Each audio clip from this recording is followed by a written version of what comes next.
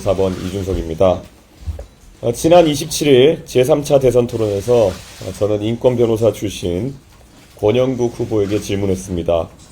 성폭력적인 인터넷 게시글이 여성 혐오에 해당하는지 묻는 질문이었습니다. 해당 표현은 제가 창작한 것이 아니라 이재명 후보의 장남 이동호 씨가 인터넷 커뮤니티에 직접 올린 글의 순화된 버전이었습니다. 이미 법조계 자료와 언론 보도를 통해 사실관계는 확인이 되었습니다. 수위를 넘는 음담패설을 이동호 씨가 한 내용이 확인되었습니다.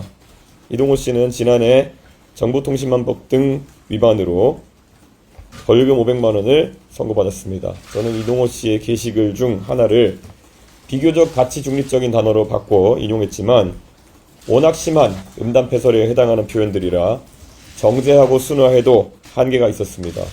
그마저도 불편함을 느끼신 많은 국민들께 진심으로 사과드립니다. 국민 여러분, 지난 3년간 우리는 김건희라는 이름으로 참담한 고통의 시간을 겪었습니다. 다시 김혜경, 이동호라는 이름으로 국민을 혼란에 빠뜨려서는 안 됩니다. 윤석열의 실패를 반복해서도 안 됩니다. 김건희에 대한 도덕성 검증에 소극적이었던 대선 후보 윤석열은 임기 내내 배우자를 방탄하다가 정치적 공경에 처했습니다. 저의 질문은 단순한 자금 목적이 아니라 단계적 검증이었습니다. 인권을 이야기하며 저에게도 여성 혐오라고 지칭했던 후보가 이 같은 표현에 대해 어떤 판단을 내린지 마땅히 확인해야 했고, 이재명 후보는 가족의 일탈에 대해 어떤 책임의식을 가지고 있는지 또 확인해야 했습니다. 그러나 두 후보는 대답을 회피했고 책임을 외면했습니다.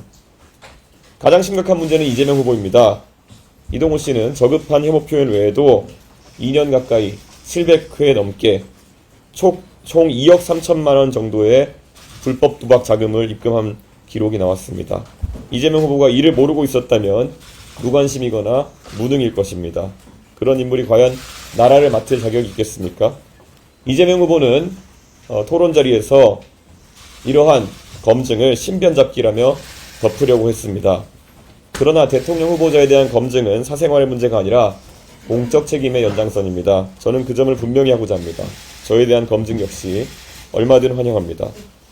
그런데 지금 문제를 제기한 저에게 혐오의 낙인을 찍으려는 집단 린치가 계속되고 있습니다. 민주당, 시민단체, 그리고 유튜버 등이 총출동해 저를 향한 인신공격에 나섰고 사퇴를 겁박하는 시위까지 이어졌습니다.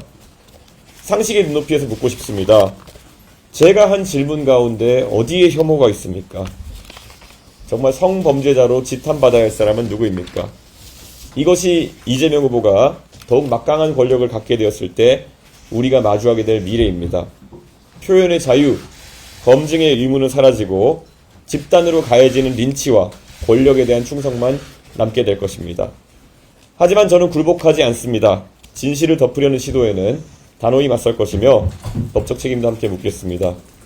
오늘 오후 2시까지 사실관계를 반대로 뒤집어 저에 대해 방송과 인터넷 등에서 허위사실을 유포하거나 게시한 이들은 자진 삭제하고 공개 서거하십시오. 그러지 않으면 강력한 민형사상 대응에 나설 것입니다. 국민 여러분, 부모는 자식을 위해 헌신합니다. 그러나 자식이 파괴적인 길로 가는 것을 외면하는 것은 책임이 아니라 방임입니다. 권력 욕에 눈이 먼 지도자가 가족조차 책임지지 않는다면 그에게 국민을 맡길 수는 없습니다. 그래서 저는 어디서든 어떤 조건이든 후보 간 토론에 응하겠다고 제안한 바 있습니다. 지금도 그 제안은 유효합니다. 오늘부터 사전투표가 시작되었습니다. 거짓말의 편이 아니라 바른 말의 편에 서주십시오. 저 이준석, 원칙과 상식의 길에서 국민과 함께 나아가며 승리하겠습니다. 감사합니다.